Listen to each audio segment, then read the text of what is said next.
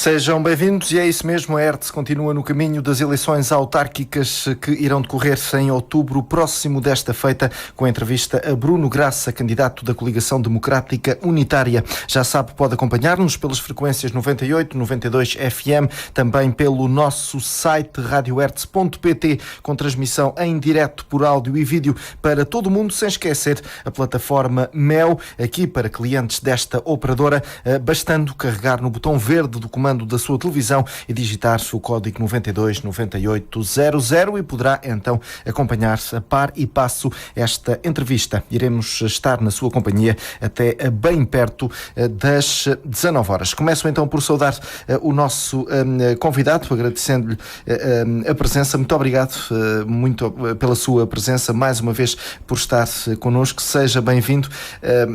Vou começar por lhe colocar esta questão, uma vez que é candidato, uma vez que é uma figura pública e uma vez que tem muitas pessoas que efetivamente, e bastando recuar àquilo que aconteceu há 4 anos, tem muitas pessoas que confiam no seu trabalho e certamente estarão interessadas em saber como está Bruno Graça, neste caso não o candidato, mas o cidadão, a pessoa Bruno Graça, depois deste pequeno susto que sofreu em termos de saúde.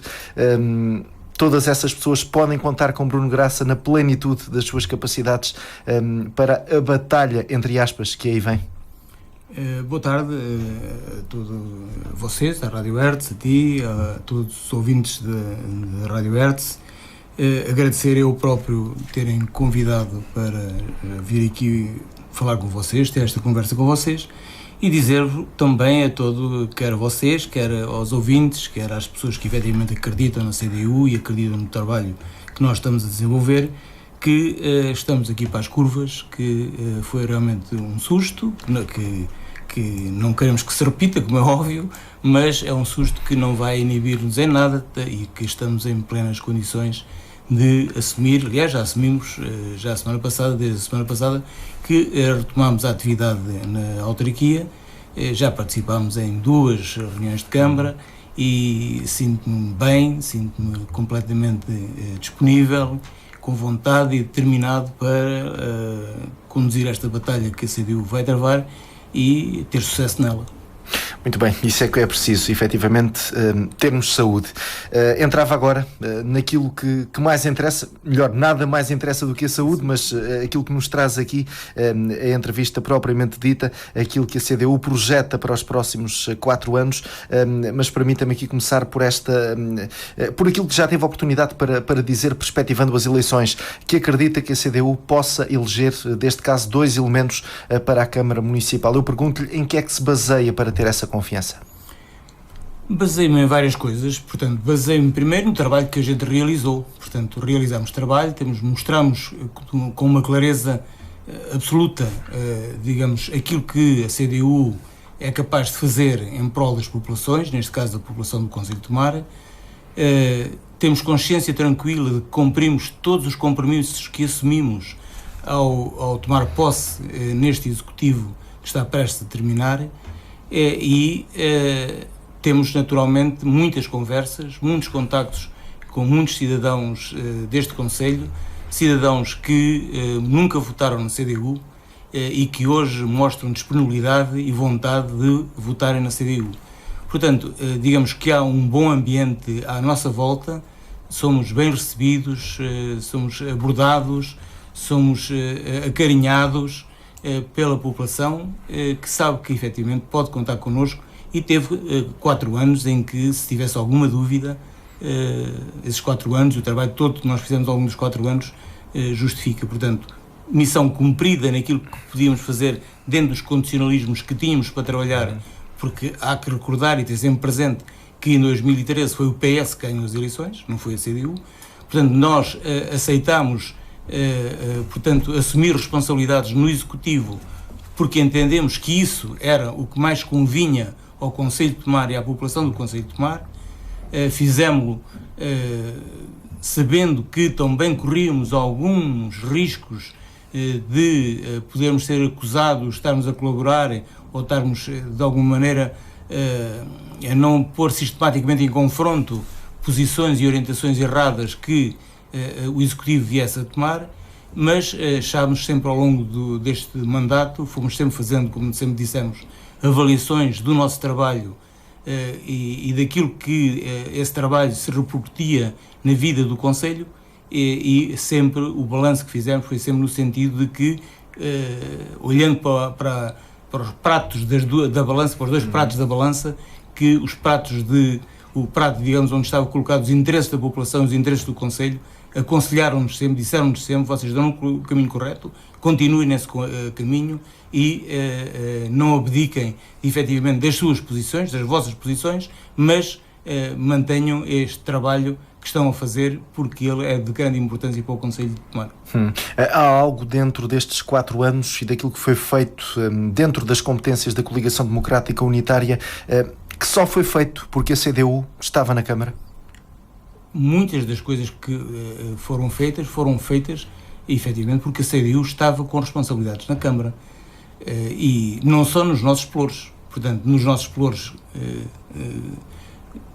é evidente isso, e quer dizer, não vale a pena sequer estar aqui quer dizer, não é neste momento, não, como a gente já disse há 4 anos, é o futuro que nos interessa. Queremos caminhar para a frente, não queremos caminhar para trás. Queremos aprender com o passado, mas repercutir essa aprendizagem na nossa ação do futuro. E de facto, aquilo que acontece é que, portanto, quando eu possa dizer aqui algumas coisas, não é uma questão de atacar, dizer, está ele a atacar o PS, não é isso, é a realidade. Por exemplo, os cemitérios era uma zona completamente abandonada. As primeiras propostas que a CDU fez, o assunto tinha como despacho que era um assunto secundário, e nós efetivamente remodelámos completamente os cemitérios, que era uma área da nossa responsabilidade desde o princípio, com aquilo que era preciso fazer. Portanto, desde a restauro da capela e dos anexos, que, como sabe, chegou a estar fechada por o teto estar a cair e cair em cima, eventualmente, de pessoas, até ao trabalho que foi feito em Marmolais, do cemitério de Marmolais, na envolvente, em que os muros nem sequer chegaram alguma vez a estar rebocados ou pintados, nem havia nenhum espaço, digamos, de circulação à volta.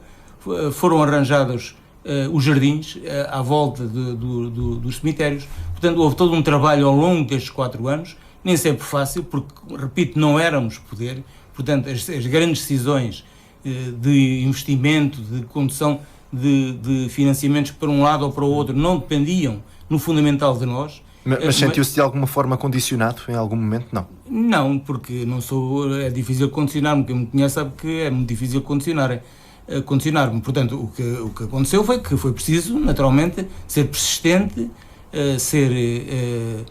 portanto, convencente.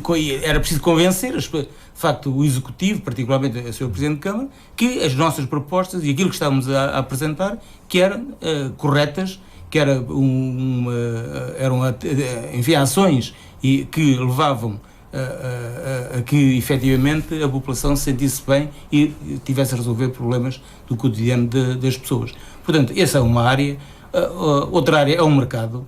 Portanto, o mercado municipal, de facto, se não fosse a persistência da CDU, estaria ainda por se fazer, por reabrir e por aquilo estar tudo, não estaria nada ainda daquilo feito. Diz isso mesmo com total certeza? Com total certeza. Aliás, basta dizer que, por exemplo, o atual mandatário do PS e vereador dos independentes propunha, insinuava que o que se devia era parar a obra para recomeçar tudo de novo. É evidente que se naquele momento se desse esse passo de parar a obra, nunca mais começava, como era óbvio neste mandato, como sucedeu depois a outras coisas. E muitas reuniões eu fiz, muita pressão eu fiz junto do primeiro vice-presidente do arquiteto Rui Serrano, com quem trabalhei bem e que deu uma boa colaboração para que o mercado andasse, mas foram precisas muitas reuniões em que juntava todos os técnicos envolvidos no processo, obrigando-os, obrigando a que houvesse uma calendarização e reuniões semanais para ver como é que as coisas estavam a avançar. E depois todo o trabalho que foi feito na envolvente do mercado, do talude, depois, quando as coisas começaram a andar com maior celeridade, aí já começou a ser mais fácil também conseguir mais meios, e substituiu-se todo o telheiro, restaurou-se todas aquelas bancas que tinham fibra de cimento e que nós recuperámos aquilo tudo. Portanto, arranjou-se a parte de entrada, fez-se com calma e contra, aliás, vocês sabem, muitas críticas de pessoas ligadas ao executivo do PS inicialmente, que falaram, e com razão, pois claro, as pessoas têm razão quando as coisas estão mal, agora todos têm olhos na cara, que o Parque de Santiria foi recuperado para o Parque de Santiria, deixou de ter lá a feira.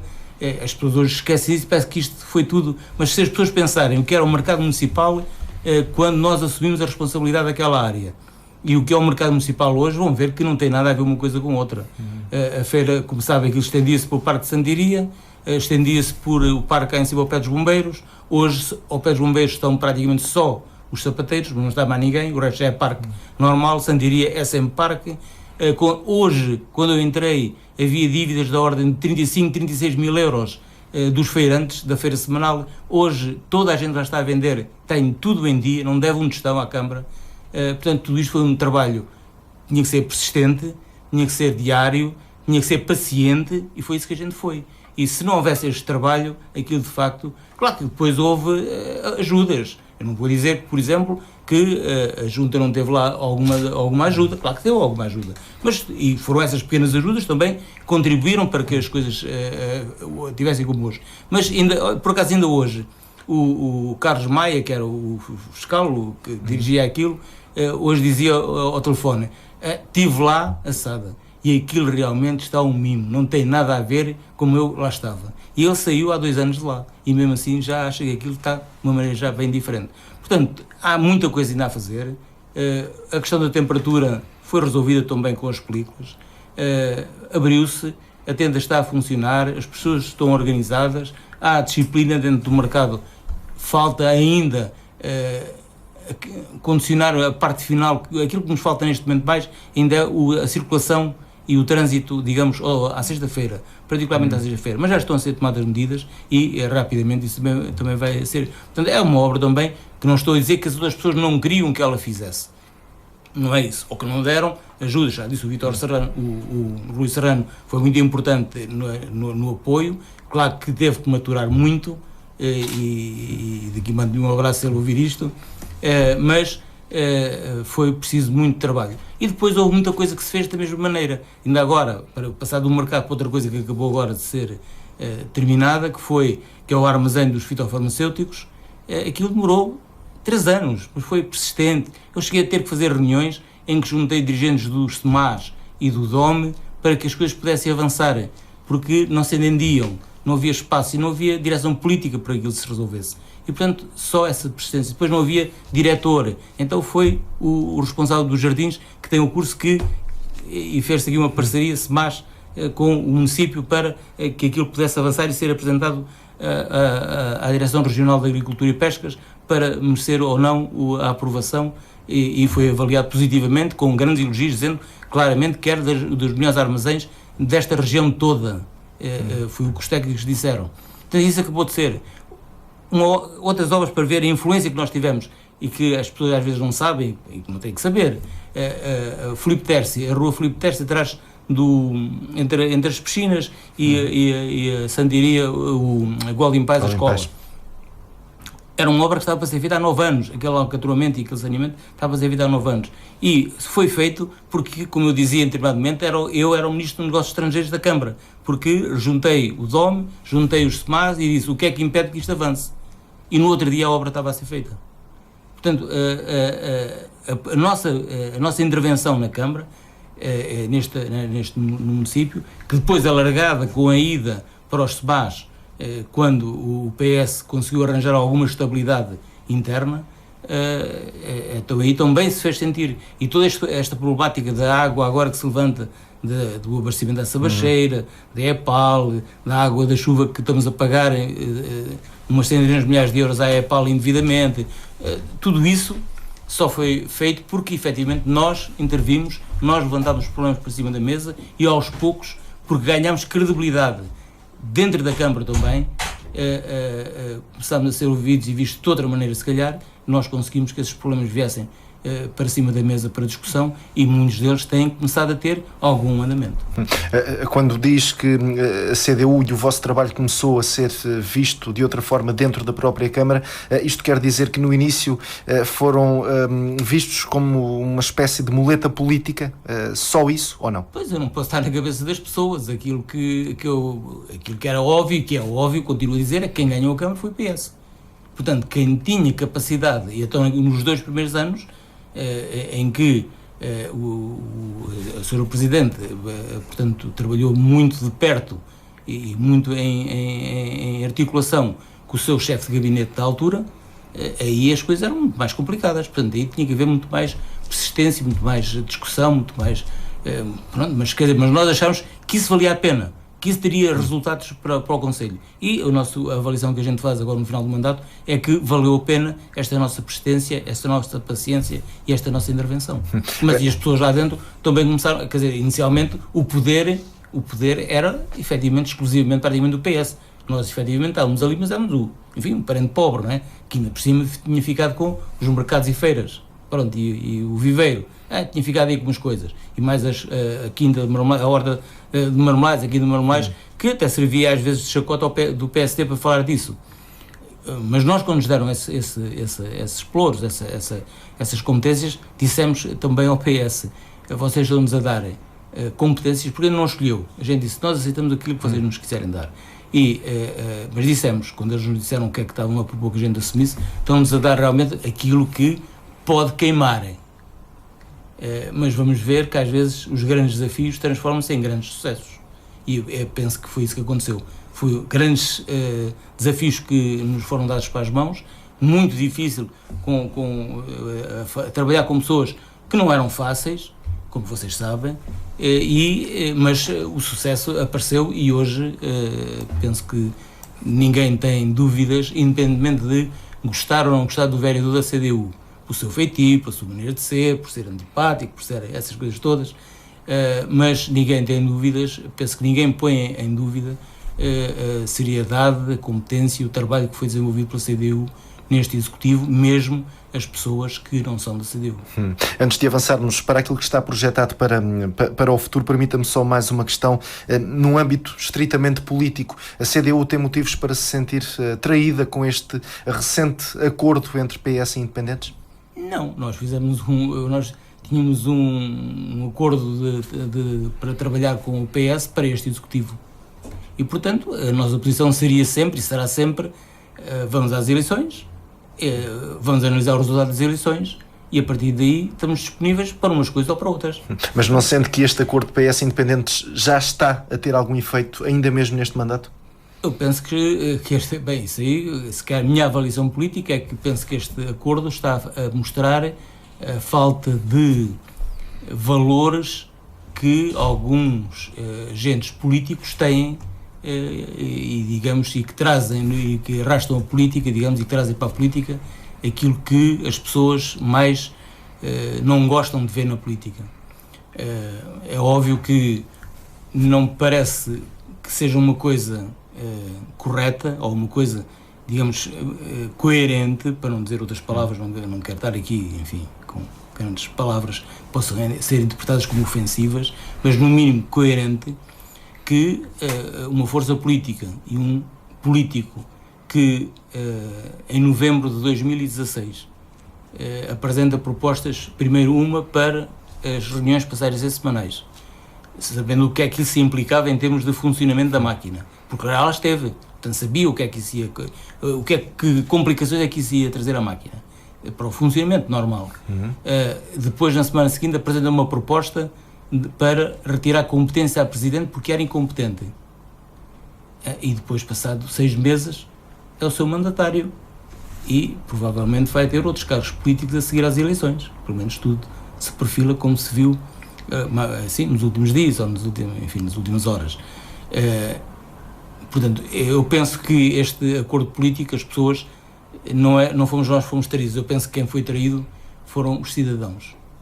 Os cidadãos é que foram traídos. Foram traídos, se calhar, dos dois lados. Uns porque, se calhar, o PS, porque, se calhar, pensou só, vamos somar votos para ver se a gente deu uma maioria. eu penso que não vão somar votos, vão subtrair votos. O outro para sobreviver, para a sua sobrevivência política, não tendo grandes hipóteses e sabendo que não ia ganhar eleições e que provavelmente o seu tempo de política, por todo o seu percurso e por aquilo que tinha-se passado neste mandato, estava terminado, agiu da maneira de criar uma maneira de sobrevivência política. Isto em termos políticos, não estou a falar. Portanto, mas acho que as pessoas percebem isto, percebem que de facto é completamente incoerente, como agora recentemente se viu nesta questão do provedor, que quando muito se fala na rua, independentemente de tudo aquilo que possa existir, que não sei, não assinei, nem vi acordos, nem tive em reuniões PS com o Pedro Marques, mas tudo aquilo que se ouviu, o que se ouve na rua, quando se recusou nomear, dar seguimento ao regulamento do provedor aprovado em 2015, com o argumento, e a nós pareceu-nos que podíamos votar, e votar na altura, com o PS, de não nomear porque faltava ano e picos, e portanto era melhor que fosse nomeado pelo próximo executivo. Aceitámos essa posição. Agora, de repente, aparece a 15 dias das eleições uma proposta em que retira todo o aspecto democrático, todo o aspecto de representatividade que o provedor podia ter, e diz que ele tem que ser uma pessoa nomeada para presidente, ou seja, da confiança, porque ninguém vai nomear uma pessoa que não tenha confiança. Portanto, da confiança do Executivo para poder estar a ser representante dos cidadãos contra decisões do Executivo. Isto é uma incoerência completa. Será mais um vereador, entre aspas? Exatamente. Portanto, eu penso que isto é de uma incoerência completa. Penso que é um tiro nos pés. E, portanto, acho que as pessoas percebem que, de facto, por um lado, o PS tudo faz, e eu não gostaria de entrar até noutros campos, mas tudo faz para tentar ver se consegue somar votos para ter uma maioria, aproveitando de alguma maneira a fragilidade do PSD. E a outra parte, o Pedro Marques, nem sequer são os independentes, porque há independentes que estão na CDU, e há independentes que estão no PSD, e há independentes que não quiseram ir para lado nenhum.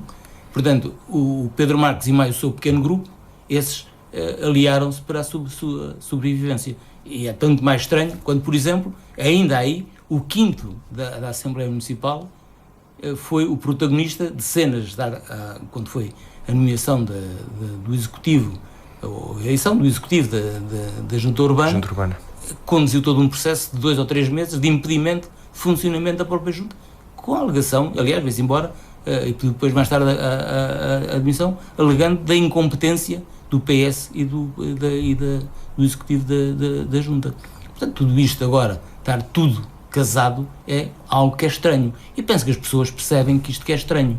Agora, isto atraiu a CDU? Não atraiu a CDU. Penso que cada um terá traído os seus próprios valores. Muito bem, avancemos então para o futuro. Quais é que serão as linhas mestras que a CDU pretende implementar para o Conselho de Tomar, caso seja a vencedora? Portanto, primeiro ia começar por dizer que esta questão, de facto, da eleição de nós queremos eleger os 2 vereadores, tem no mínimo 2 vereadores, portanto, tem a ver com a importância que estas eleições autárquicas têm em todo o contexto, não só local, mas nacional. Porque, neste momento, como é sabido, o governo é um governo minoritário do PS, que é suportado depois, de alguma maneira, pelo PCP e pelo Bloco de Esquerda e pelo PEV, portanto, pelos partidos que integram a CDU e pelo Bloco de Esquerda. Este governo, contrariamente ao que a direita, o PSD e o CDS esperavam e desejavam e tudo têm feito, tem-se mantido e tem, de alguma maneira também, tem-se conseguido fazer reversões importantes naquilo que foi os ataques profundos que o PSD e o CDS tinham desencadeado com o governo de Passos Coelho e Paulo Portas. Bem, como nós dizemos aí, e como particularmente o PC diz, não está aí tão longe quanto é preciso ir, mas também aí o PC, com paciência, com persistência, com clareza, com argumentação, vai tentando cada vez mais, digamos, solicitar e propor, incentivar na Assembleia da República que o Governo prossiga e acelere essa linha de atuação. Aliás, é um pouco aquilo que se passou aqui em Tomar. Portanto, também aqui a nossa intervenção não foi a aplicação do nosso programa, foi muito mais tentar condicionar e enfim, apoiar e dar direção também a algumas políticas locais.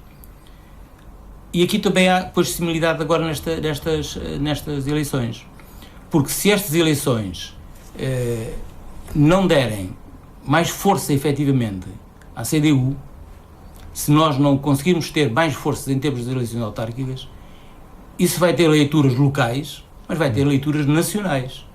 E essa leitura nacional pode efetivamente levar a que haja dentro do próprio PS ideias, como também dentro do PS em Tomar, ideias de rapidamente ter maiorias absolutas. E se o PS tiver maiorias absolutas, não faz certeza, nem a nível nacional as políticas que tem vindo a fazer, nem a nível local as políticas que fez. Portanto, é preciso que efetivamente as pessoas entendam que estas eleições autárquicas, no contexto atual, têm uma projeção e uma importância muito para além da própria localidade, o concelho, digamos, concelho a concelho, onde estão a ser disputadas. Isto vai ter, efetivamente, leituras nacionais. E essas leituras nacionais, neste momento, põem-se nestes termos. Se a CDU for reforçada, vai ter mais força para a nível nacional, condicionar mais e melhor as políticas do Governo. Se a CDU, a nível local, o Conselho de Tomar, tiver mais força, vai ser capaz de condicionar, ter mais condições de condicionar as políticas que sejam desencadeadas no município de Tomar, seja por quem for que venha a vencer as eleições. Portanto, primeiro dizer que, portanto, daí o nosso grande objetivo, que é efetivamente eleger 2 para que não haja maiorias. É uma convicção e um alerta ao mesmo tempo. Exatamente. Portanto, esta é uma questão. Depois, que se agora falarmos nas nossas convicções e naquilo que nós pensamos enquanto partido, ou coligação partidária de 2 partidos, para podermos encadear, digamos, enfim, aquilo que é preciso em termos políticos incentivar para melhorar as condições de vida do nosso concelho, nós aí vamos sempre ter que fazer uma análise da própria situação que temos no nosso concelho. E essa situação é uma situação que, por muito que se queira pintar de muitas cores e arranjar muitas desculpas, incluindo que os outros também estão mal, mas isso não nos resolve coisa nenhuma, é que nós temos perdido milhares de habitantes no nosso concelho. Todos os anos. Todos os anos. E nós, de 2009 a 2013, por exemplo, perdemos 2.764 cidadãos. E agora ainda é mais, ainda perdemos mais. Portanto, nós hoje temos pouco mais de 37 mil habitantes no nosso concelho. Nós temos freguesias que pela primeira vez baixam o número de eleitores. Sabacheiro elegia 9 elementos, este ano só vai eleger 7 elementos, exatamente pelo decréscimo da sua população. Também a taxa, em termos de comparação de idosos jovens, e quando nós estamos a falar de idosos é mais de 65 anos e jovens menos de 15 anos, eu tenho aqui um dado que é assim, em 2009, por cada 100 jovens com menos de 15 anos, tínhamos 181 idosos. Em 2015, por cada 100, passámos a ter 235 idosos. Ou seja, estes números não podem... Está a aumentar o fosso. Não, quer dizer, portanto, cada vez o concelho tem menos habitantes e cada vez a taxa de envelhecimento é maior. Então aqui o segredo passará por segurar os jovens, sem esquecer quem tem mais idade e dando-lhes as condições para viver. Mas o que é que poderá aqui ser feito? Não será esta já uma batalha que necessitará de muitos anos para ser ganha, para voltar a cativar os jovens a ficarem em Tomar? Os jovens, digamos, para cativar os jovens em Tomar, o que é difícil é criar as condições para isso. Os jovens, muitos deles querem cá ficar. Pois, vontade existe, agora, não há condições. Existe. Agora, o problema é que, portanto, aqui o que é preciso do nosso ponto de vista é que toda a estratégia de atuação tem que passar por inverter o atual ciclo de desertificação e decréscimo da população. Portanto, nós não temos que combater a desertificação e o decréscimo da população Por outro lado, temos que inverter o ciclo de crescimento da taxa de envelhecimento, portanto, de facto, ao fixar jovens, temos que dar uma volta a este número 100, 235, e depois temos que aumentar a coesão económica e social do Concelho, através de quê? Da criação de emprego. Quer dizer, não há aqui volta a dar, a gente pode fazer tudo o que quiser, mas nós temos de ter uma estratégia, temos de definir poucos eixos de trabalho, mas alguns eixos de trabalho que permitam efetivamente fazer esta inversão que tem vindo a ano, que não é uma questão de um ano, porque se fosse de um ano a questão resolvia-se. Agora, nós aqui temos aqui um número já de 2009, já vamos em 2017, e esta tem sido uma curva sempre mais inclinada, sempre com valores cada vez piores para o Concelho. Então nós temos de facto arranjar aqui uma estratégia, criar aqui sem queremos este mundo e o outro, e sem andarmos desnorteados a correr para um lado e para o outro, temos que arranjar 2 ou 3 eixos que nós achamos que têm que ser os determinantes. Por exemplo? O primeiro eixo que a gente define é a qualificação dos serviços públicos prestados aos cidadãos do Concelho, quer a nível do poder local, quer a nível do Governo Central. Porque para as pessoas viverem tem que ter qualidade de vida. E, portanto, nós não podemos estar a pensar que o Concelho de Tomar é atrativo para as pessoas se fixarem, ou para investidores e para empresários virem para o Concelho, quando ainda em fevereiro do ano passado, quando eu entrei para o Conselho de Administração, a taxa de saneamento não chegava aos 60%. Portanto, não é possível. Portanto, por cada 100 habitantes, 40 ou mais de 40 não têm saneamento público. Isto não é possível. Portanto, é preciso investir aí. E fizemos isso. A partir de fevereiro foram já lançado um conjunto de obras de saneamento, umas já terminaram, na Rua da Mimosa, junto de Palhavã, já terminou, do Alvito está a começar para breve, há Vila Nova, em Paialvo, há Cabeças, também aqui na freguesia urbana, há Pralva, também em Vila Nova. Portanto, há aqui um conjunto de candidaturas que apresentámos e foram aprovadas, e umas já acabaram, outras vão começar, portanto, para aumentar isto. Portanto, é preciso, efetivamente, essa questão de ser... Portanto, a limpeza urbana é outra coisa que é fundamental. Portanto, e foi dados grandes avanços em termos de criar condições, mas ainda está a reconhecer, a limpeza urbana deixa ainda muito a desejar. Porque faltam recursos humanos? Faltam recursos humanos e equipamentos. Portanto, é preciso investir aí. Portanto, em vez de se investir noutros lados, tem que se investir aqui. Permita-me só esta questão para nos situarmos aqui um pouco. Temos que falar em investimento. Investimento será, sem dúvida alguma, uma palavra-chave. Mas comparativamente com aquilo que acontecia há 4 anos, quando a CDU chega então à Câmara com este acordo com o Partido Socialista, agora... 4 anos depois é mais fácil desenvolver esse trabalho, há mais condições financeiras comparativamente com aquilo que acontecia há 4 anos, ou não? Há mais condições. Há mais condições. Aliás, nós também dizemos aquilo que podemos dizer do governo minoritário do PS, que é, está-se a fazer, portanto, nós não dizemos que o trabalho que foi feito foi todo mau, ou que não é preciso fazer muitas das coisas que foram feitas. Agora, não houve ritmo, não houve projeto, não houve estratégia firme para seguir num rumo determinado. E é isso que nós pensamos que é preciso corrigir, é isso que é preciso fazer de novo. Portanto, esses serviços públicos têm que estar muito bons, e depois a nível da saúde, a nível da educação. Por exemplo, a nível da educação, o jardim de infância que nós temos aqui em Tomar, público, aquilo, quer dizer, até funciona em vários andares. Portanto, quer dizer, resolver o problema do jardim de infância de Tomar é uma coisa que é central em termos de educação, porque os jovens, esse é que têm filhos. Esse é que precisam de jardins de infância público para colocar o seu filho. Bem, então, mas o jardim atual que existe não tem condições, digamos, para responder, digamos, com qualidade, digamos, a essas exigências que se nos colocam. Portanto, é outra área, portanto, a educação é outra área que nós temos que ter também muita atenção. O ambiente, fala-se muito do ambiente, mas fala-se muito das árvores, fala-se muito disso aqui, mas não há estrutura, não está criada nenhuma estrutura ainda, a sério, cientificamente, para poder estudar as coisas e depois apresentar propostas. Portanto, é preciso efetivamente um grande trabalho de qualificação nos serviços públicos prestados, para que o Conselho se torne suficientemente atrativo para quando um jovem que venha trabalhar para esta região, eu já não falo só dos que vêm para Tomar, mas para esta região, entre ficar num concelho ou noutro concelho, diga, eu fico num concelho de Tomar, mesmo que tenha que andar 10 ou 15 km me deslocar para ir para o trabalho, porque lá tenho todas as condições, tenho ótimas condições para viver.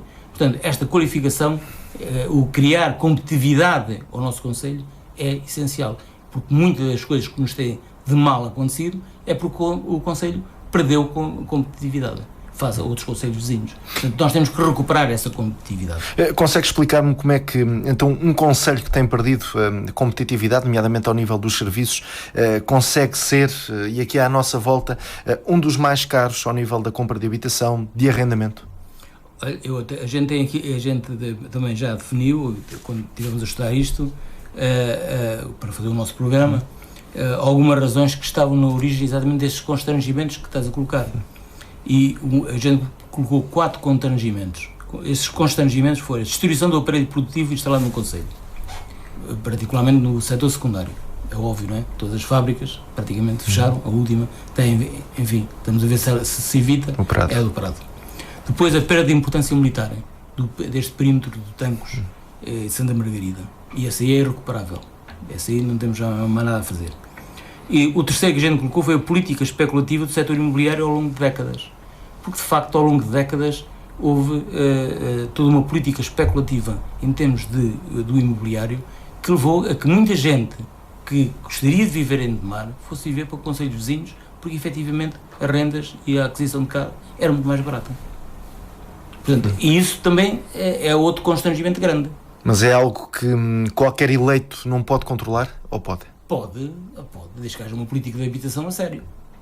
Portanto, se houver uma política de habitação a sério, em que haja também, temos um centro histórico possível de recuperação, se houver efetivamente toda uma política de habitação, não só para as pessoas que têm dificuldades, digamos, em pagar as suas habitações ou rendas, digamos, ao preço de mercado, mas se houver uma política que incentive o aluguer de casas, o aluguer de andares, naturalmente que os preços podem baixar. Aliás, os preços aqui baixaram alguma coisa quando, logo nos anos de 74, 75, 76, se avançou para a Nabância, para a cooperativa de habitação.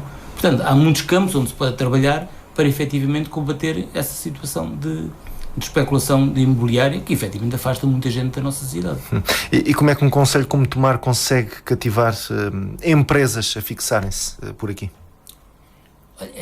Há exemplos que a CDU tem a nível do país que podem ser de alguma maneira estudados e adaptados a nós.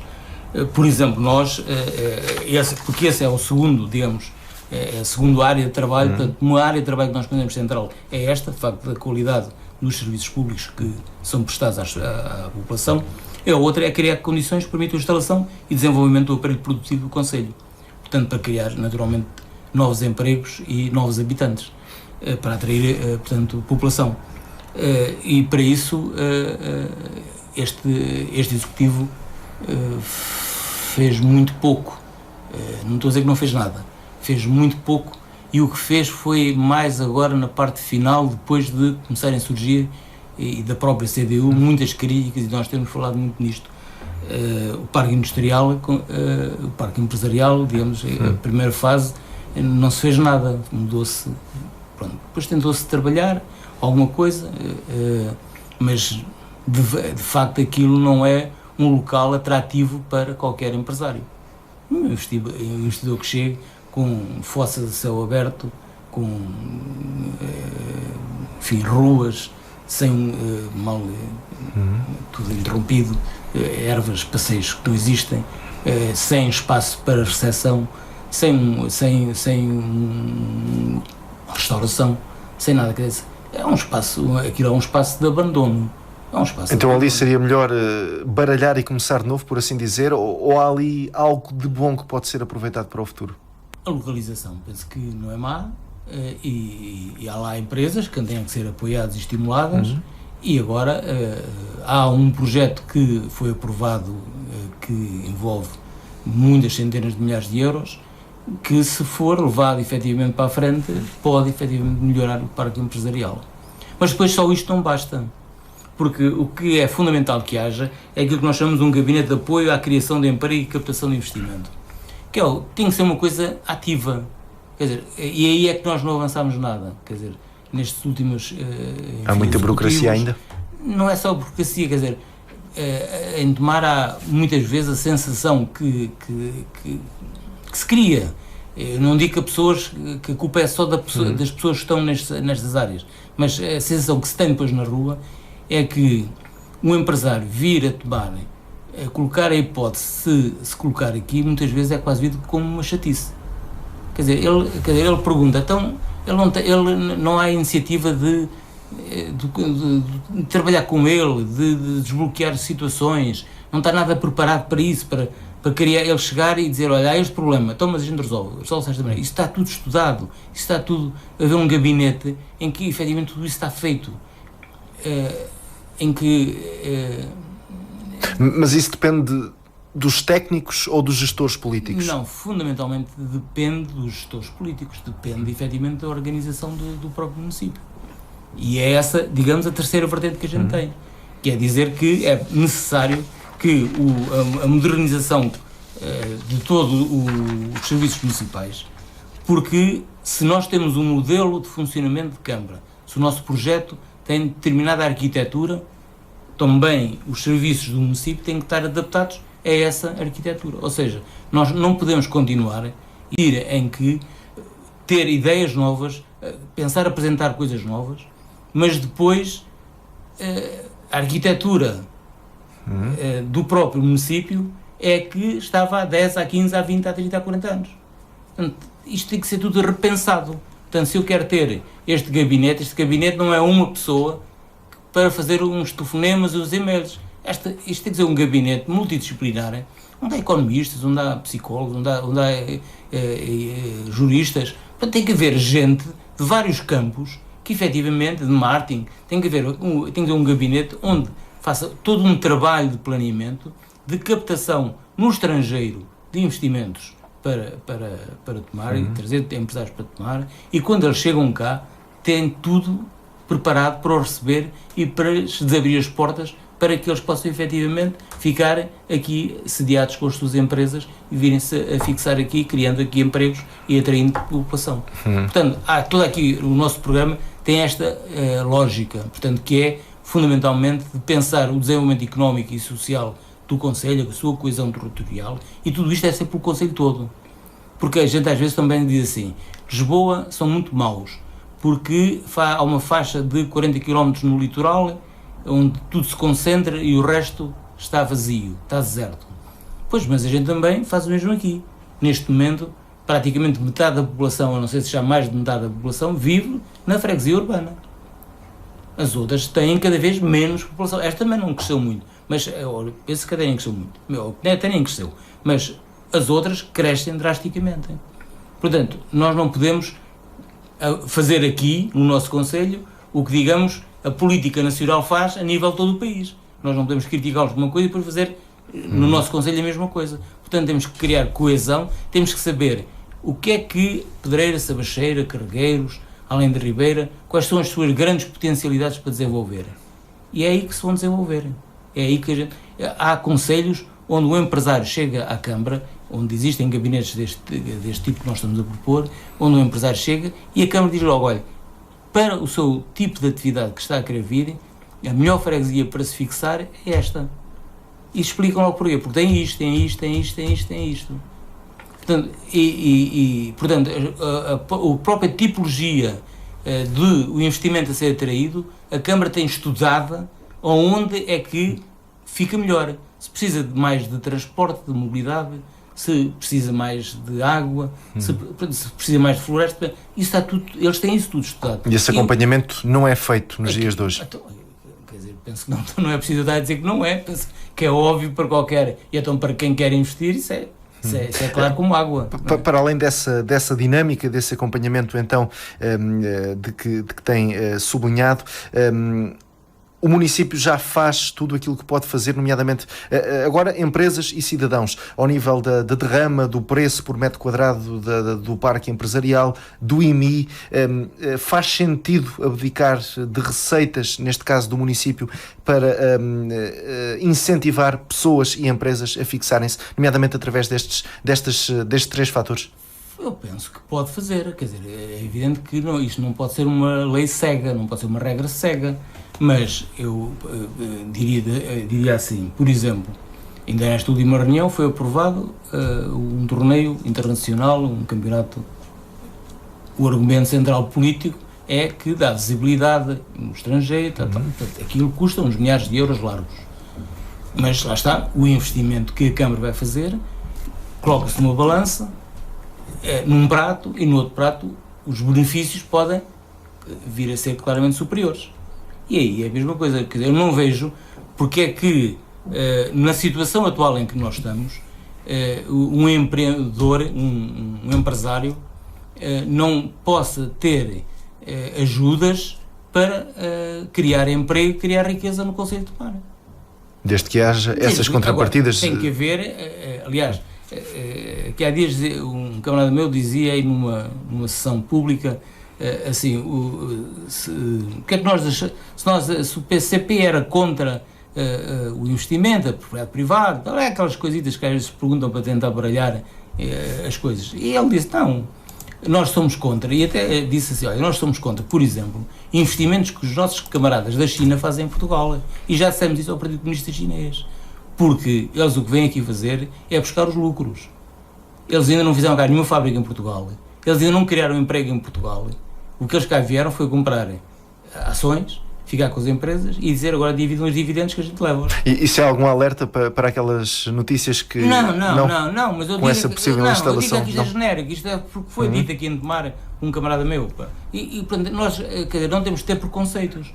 Tomar precisa de emprego, Tomar precisa de economia e, portanto, as atenções do município têm que passar a ser centralmente viradas para este campo. E não pode andar a dispersar-se de muitas coisas. É evidente que agora há setores mais importantes, o turismo é efetivamente importante, mas há outros setores importantes onde nós podemos também desenvolver o nosso concelho em termos económicos.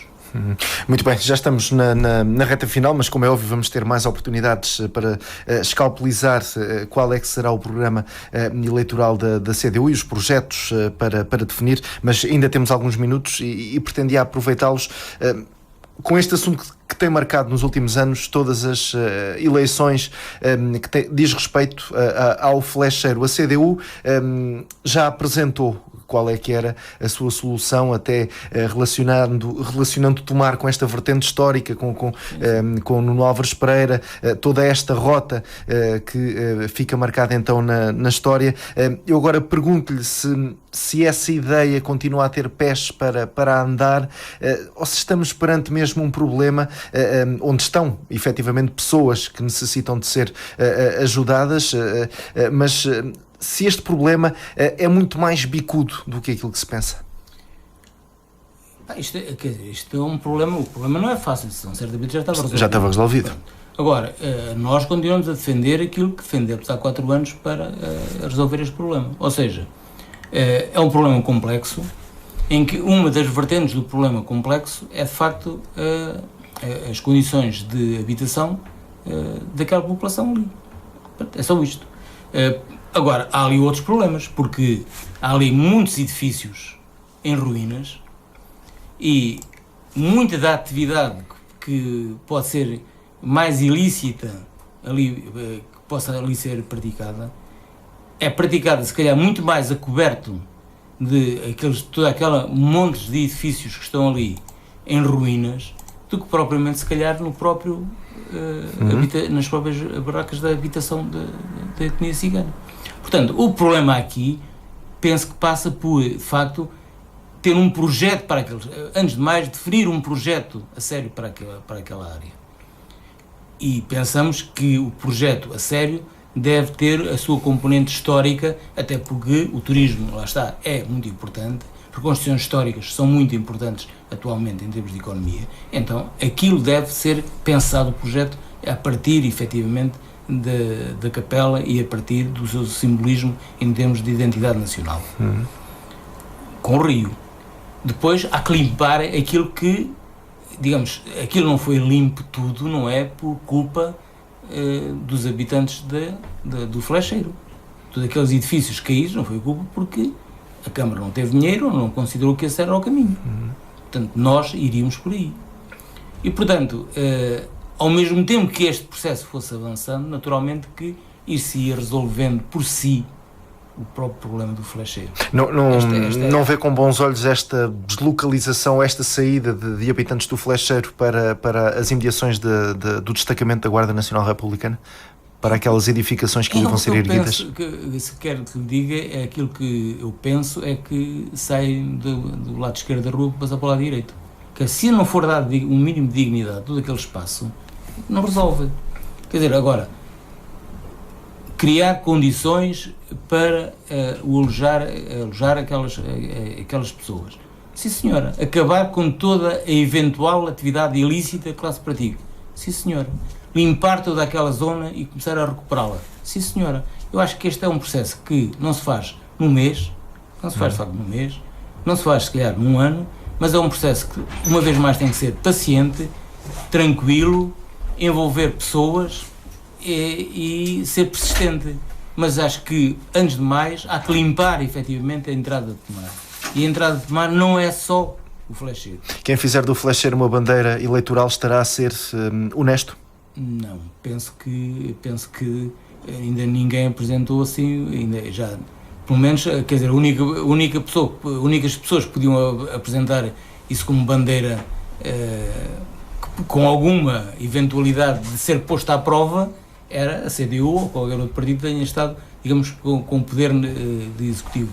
Quem ganhou as câmaras, esses não podem vir dizer aquilo que não resolveram em tantos anos, que vão resolver agora em 15 dias ou um mês. Mas eu penso que é um problema que é solúvel, que não é fácil, é complexo, tem muitas vertentes, mas que deve ser trabalhado com as vertentes todas ao mesmo tempo. Quer dizer, penso que aquilo não se resolve só porque saem duas famílias, assim como não se resolve só porque se arranja a ponte ou a açude junto ao rio. Portanto, também não é só por isso, é pegando naquela complexidade e arranjando, digamos, estratégias para ir avançando em várias frentes. E nesse conjunto de avanço de várias frentes, naturalmente, irá facilitar a resolução do próprio problema da habitação. Muito bem, agradeço-lhe imenso e, como é óbvio, vamos ter mais oportunidades para falar sobre o futuro e sobre as propostas que a CDU tem para o próximo mandato. Agradeço-lhe imenso e o restabelecimento total da sua condição. Muito obrigado. E assim foi a entrevista com Bruno Graça, candidato da CDU.